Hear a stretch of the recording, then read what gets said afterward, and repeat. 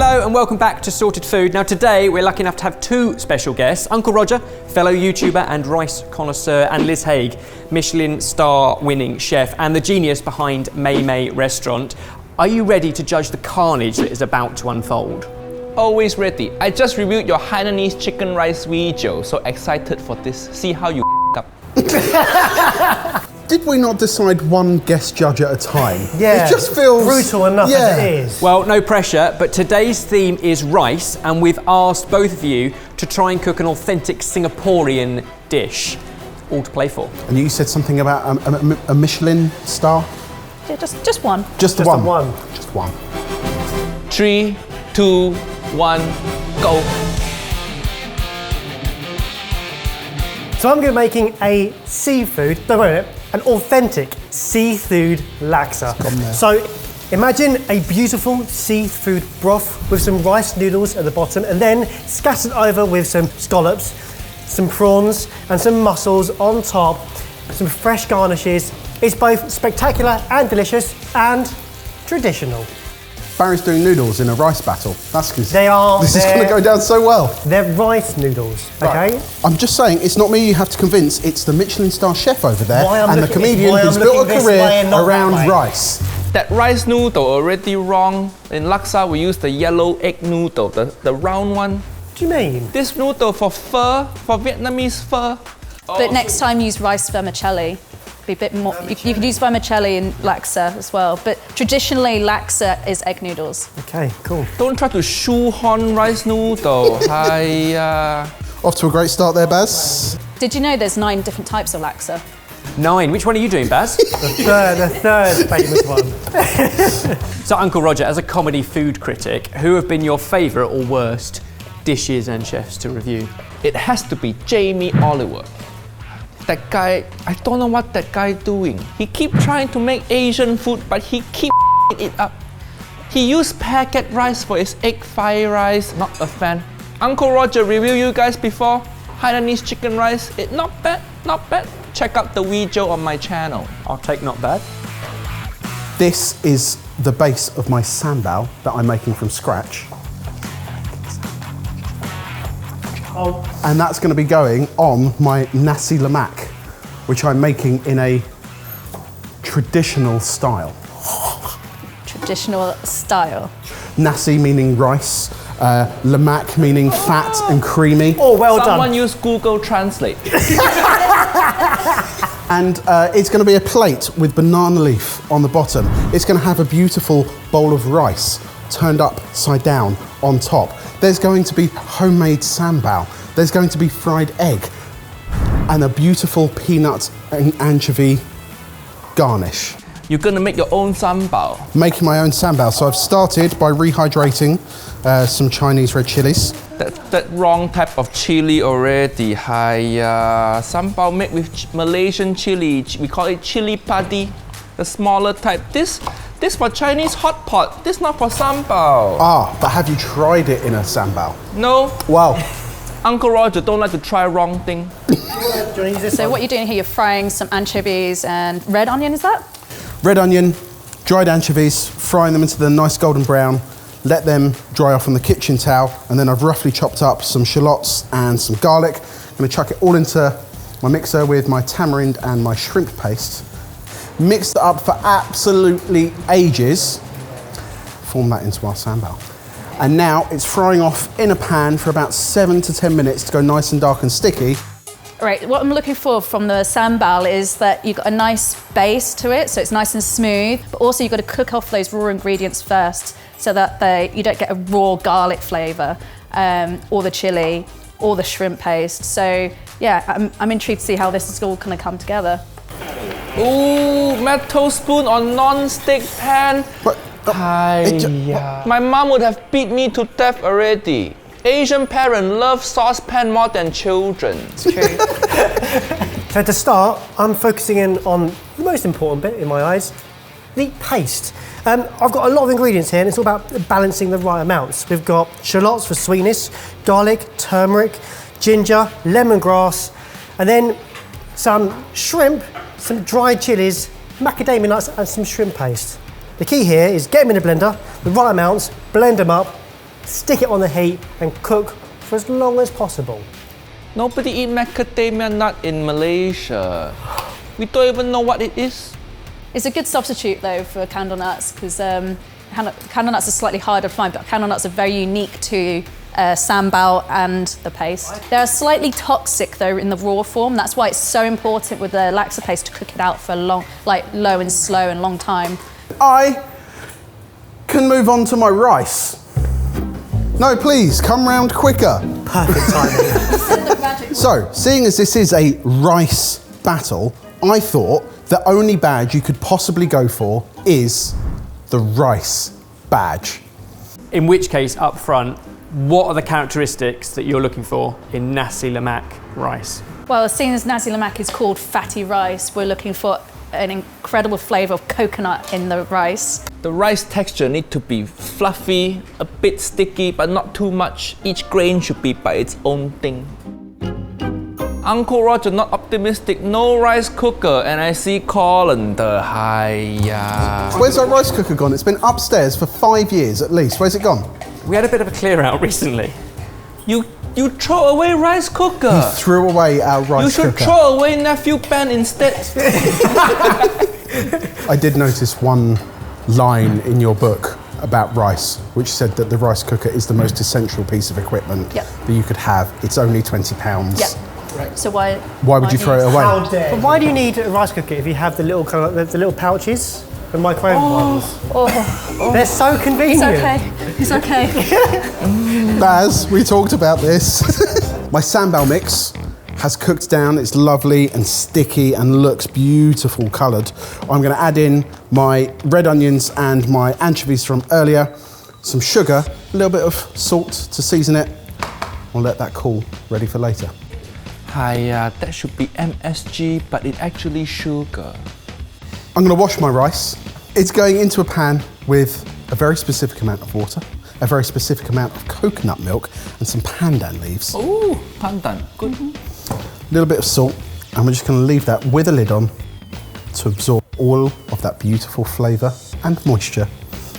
And once it's done that, we'll take it off and let it steam. And that will create the perfect rice. That technique okay, but just so you know, if you have rice cooker, all that step just become press button. Yeah, blame him. Hiya. Why don't you just run your rice under the tap? Again, blame him. Hiya. Why you're sad like this? Subscribe to Sorted Food channel so they can afford running water. Honestly, I can't see the difference between cooking this and cooking pasta. Oh, Barry. You have to season the water, Barry. put your rice noodle in for 5 to 6 minutes, and take it out when it's al dente. Just rice noodles, don't be scared. If I'm honest, it's not the rice noodles I'm scared of. Just with these type of noodles, you can also just put them into a bowl, pour some boiling hot water over the top, and just let that residual heat cook them through. Only worry here, Barry, you might overcook them in that pan that way, but keep an eye on them. Uncle Roger think it should be ice bath for the egg. Yeah, I did suggest we've got ice in the freezer when he wants it, but he obviously decided he was going to go against that. Otherwise, the egg gonna keep cooking. That is the most half-ass ice bath Uncle Roger ever seen. And to be absolutely sure what we're looking for, what are the non-negotiables when it comes to laksa, a seafood laksa? Well, the filling, so the seafood's got to be cooked perfectly. The noodles have got to be cooked perfectly. And also you want that broth, you just want to have a really lovely consistency, you don't want it too watery, so I'd make sure that flavour and seasoning is spot on there. To Uncle Roger, non-negotiable for Nasi Lemak is the anchovy and the peanut. Uncle Roger loves those. We'll come on to that, but first I'm going to make a dressing for my cucumber. Nobody eat pickled cucumber in Nasi Lemak, we just eat regular cucumber. Oh, but that's why I'm not pickling it. It's more like a dressing. It's just got a little bit of flavour to it. This is not salad, no dressing. For my dressing, I'm going to put some rice wine vinegar and palm sugar into a little saucepan, heat that up to a boil. As soon as it's boiled, I'm going to take it off, just let that rest. Right at the end, we'll ribbon up my cucumber and we'll just dip it in and back out. So there's some flavour, but not too much because you don't want a pickle. Ribbon only for Christmas present, not for Nasi Lemak. What I like is, the good thing about a good cook, Baz, is the ability to be agile and change plans. Yeah. So, along with my cucumber ribbons, I'm also going to do some rounds of cucumber as well. I like it. Next up is my peanuts. I'm gonna heat up some peanut oil in the frying pan, throw my peanuts and my anchovies, get them frying off until they're nice and golden brown. Put them onto a piece of kitchen towel just to rest for a little bit, let the oil drip off. And I'm gonna add a little pinch of curry powder as well, because I know that in Singaporean cuisine there's a lot of influence from Indian cuisine as well, and so I wanted to give a little nod to that as well.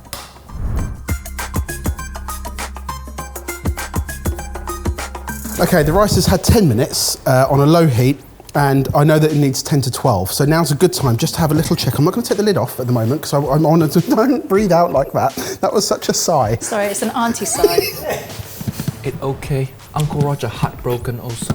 I can still see some liquid in there, so I'm going to put that back on for an extra 2 minutes. That liquid is all my ancestor tears. Oh, scallop time, Baz. For your basic seafood badge. How's it going? So we've got some beautiful fresh scallops. So you better put a butter knife sort of thing in the top bit. Rotate, just to open it slightly. Slide the knife down the flat side of the scallop shell. Then you want to take away the stuff that I don't recognise. So you're left with a scallop. Scallop, shrimp and mussel. Very nice, but maybe a bit too fancy for Malaysian laksa. This is the pretentious version of a laksa. Oh, middle class laksa. Do you think they'll notice if I start my rice again? Why do you start again? Because it's He's sweating. He's really panicking now. I thought he had everything under control, but now he's panicking. So with my paste now all cooked out, it's had about 20 minutes. I'm now going in with my broth, coconut milk and some fish sauce. Fish sauce. And then cook that for another 15-20 minutes, reduced by a third. And then it's time to poach my fish. just chopping my banana leaf to fit my plate, as per tradition. He has no idea what he's doing. Oh, banana leaf, okay. That correct. We eat Nasi Lemak on banana leaf all the time. But in Asia, we don't buy banana leaf, we just steal from neighbor. With my banana leaf, you always got to heat it up. Use a blowtorch, put it over a gas stove. Just because the heat makes it more pliable and also releases all that fragrance and aroma into the food. Such convenient timing. Could I grab a blowtorch, please? I'm just about to ask for a blowtorch. That's insane. Look at that. Funny that. Amazing. Look at that, look at that. All my seafood, my scallops, prawns and mussels, they cook at different times, so I've got to get it absolutely right and nothing can be overcooked or undercooked. And you got 6 minutes to go. It's not enough time to restart my rice, is it? Definitely not. So mussels and prawns are in. Last couple of minutes as you start to plate up. I've never poached scallops before, so I'm going to go in now. Last thing I've got to do is dress my cucumber ribbons, and then I can start to plate up. Oh, gutted about the rice. Absolutely gutted about the rice. Don't hate me, I'm using shop bought Hate him. sambal. Hate him. Oh, this sambal have MSG. See? E621. That's what they call MSG in UK. That's how we trick people to eating MSG. And it also made in Malaysia. That's a good thing.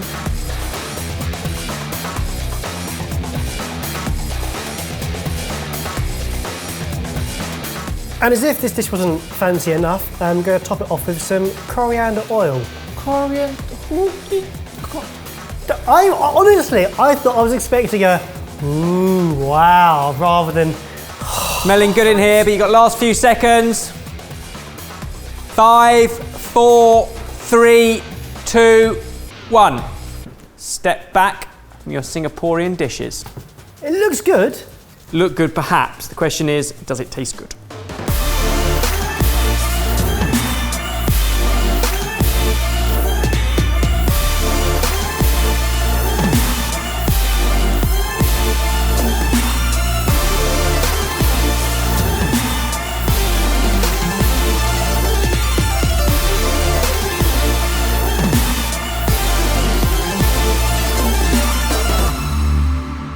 Okay, 2 dishes. I feel like we've been on a journey. Shall we dish them up, have a taste, and see what we think? Let's start with the laksa. I can't even see the noodle. I see prawn. You've got to dig. It's part of the adventure.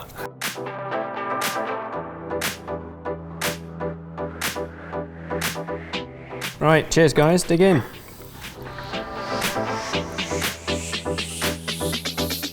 Liz, you're the expert, what do you think? Not bad, not bad. Nice flavour. I think you can have more chilli, but then maybe you can get that through like lose more sambal. But the noodles isn't overcooked. The prawn was cooked well, actually, I would say. I didn't get to try scallop, but you guys can fill in on that. Scallop, okay. It's good, not bad. Not bad. Okay. I think the broth can have a bit more oil. Usually in laksa, we see layer of oil on top. That was for that was what the coriander oil was on top. No, Did no, you get not some? no. Regular oil from cooking the sambal. From cooking the sambal. I actually think it was a really good effort of it. I think that you could have a little bit more coconut base, maybe a bit more of the spice paste and Right. a bit more oil so we get a bit more heat and spice through it. Forget coriander oil, doesn't need to go on there. It's so pretty though. But the seafood was good. I think it's probably going to be the world's most expensive laksa with that much seafood in. Okay. Right. Lesson learned. Less But is good. more. Shall we move on to a potentially harmonious plate? No, too much vegetable. He's gone for cucumber round and he's ignoring ribbons. Yep, saw that. See the rice? This not good. Rice should not be like a solid clump like this. Have you ever played squash? The time it takes from finishing the dish to be able to sit here, we go through photos, we go through... No. Just say you up. Hi, yeah. Cheers. That pandan's really fragrant, isn't it? Maybe the chewy rice isn't quite right, but lots of textures. Chili could be spicier. That's why you don't use Chinese chili. But you're right, texture very good. I think the sambal's really nice. I don't think anyone's gone for the cucumber ribbon here. I did out of sympathy. I like a pickled acidity, but it's not right on the dish. Ebbers, that's not what you said an hour before Liz and Yeah, Roger but now we've turned got up. experts. We should learn from them, really, shouldn't we? So Jamie, I know you're up for the rice badge.